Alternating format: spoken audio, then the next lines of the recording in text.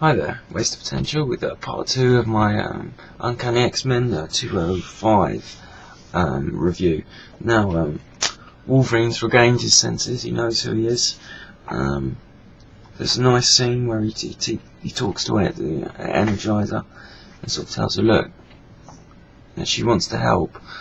She's insecure, she's got like powers, but she can't be in this situation, so he tells her to go to one side, which once again shows the deepness of Wolverine's character. He's sort of caring parental side, and then he gets to being Wolverine, and he starts picking off the former Hellfire Club commandos off one by one, quite quickly, but in a really cool way. So there's a bit where he does it through the bars of sewer. You can see that there, and it's all illustrated beautifully. Once again, as I said, like taking place in a snowstorm. It's all real nice, atmospheric.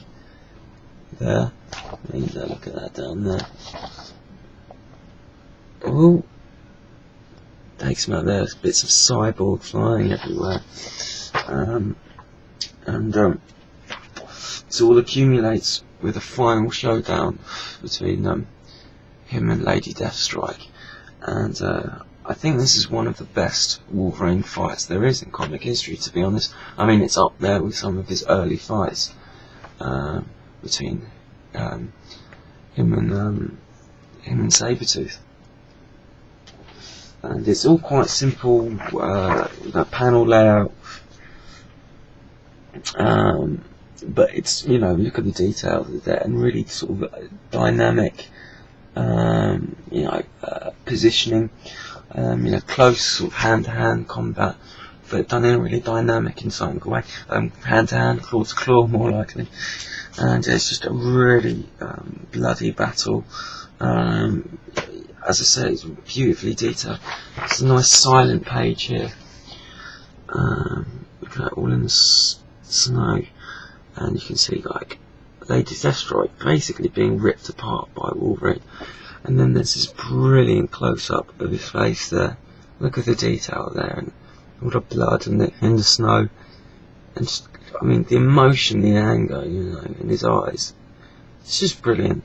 Barry Windsor-Smith, brilliant artist, and kudos to Chris Claremont, not only for the great dialogue, but he probably directed this fight to a certain degree. And she starts begging for for him to kill her, in an honourable way. You just see her look all messed up on the floor there. Just got close up there, look, she's in pieces. And he's like, no, and he's like, look what you've done to yourself. I didn't wish to be this way. You've thrown away your humanity. And in the end, he's like, look, she says, show me mercy, and he's like, earn it. And he just sort of swaggers off. Really cool scene there. I think he looks a bit like Clint Eastwood there. Really brilliant scene. And the comic ends with him talking to Energizer,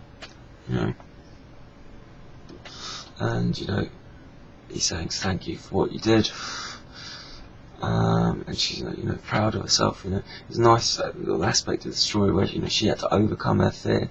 She's just this young little girl, and he's saying thank you, but he's also saying look, I'm a dangerous man. You need to be careful with people, but thank you, thank you for helping me. And it's just a really nice scene. They walk off hand in hand, and this sort of harkens back to nothing dodgy or anything like that. Be like the relationships that he forms with these young girls, like Kitty Pryde and Wolverine, which sort of develop his character, show his sort of parental side, that of a teacher. He's not just a warrior, this killing machine.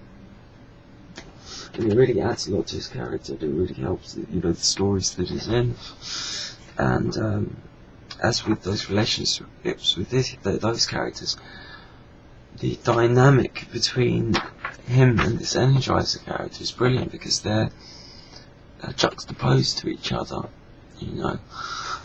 She's this sort of innocent little girl, I mean, she's got powers after she's been in a few fights, but there's this, I'd say this innocent little girl, and then there's this sort of hardened, old warrior who's always fighting back this animal within, and this, while that sort of, had already been established, sort of adds to the development of his character. He's always fighting against this animal within, which you've all heard 100 times before, but this was one of the first times, and this is just brilliant. This is a really good issue, and I really recommend look through the back issue bins and get this.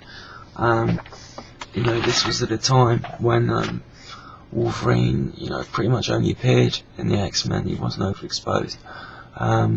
The Wolverine miniseries had already come out. The Chris Claremont,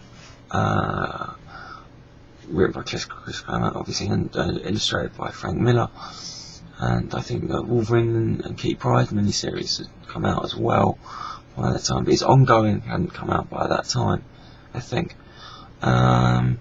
So this was, was pure Wolverine. This was also at a time where his healing factor had limits. Nowadays, so if he can sort of take anything, which is kind of cool, I do, enjoy that, but his healing factor was much more limited in those days. He got hurt a lot, and it didn't sort of take him out of the action. It was him struggling on, which sort of added the suspense to his character even more, and the heroism, and it added to sort of a vulnerability to him, more of a sense of danger, in the stories, more of a sense of urgency in his battles, and which sort of added to the stories, made them a great read. So I really recommend, if you're a fan of Wolverine, go back and try and find these classic stories, these classic issues, and you won't be disappointed. So yeah, go out and try and get this one, and there's a lot of other ones out there. So yeah, if you're a comic book fan, a Wolverine fan, or any comic book fan, don't forget your back issues. There's some great stories out there, and especially these sort of like single self-contained stories, so you don't have to search the comic book bins for just loads of stuff piecing the stories together. Anyway, Where's Potential signing out. Look after yourselves, guys. Bye.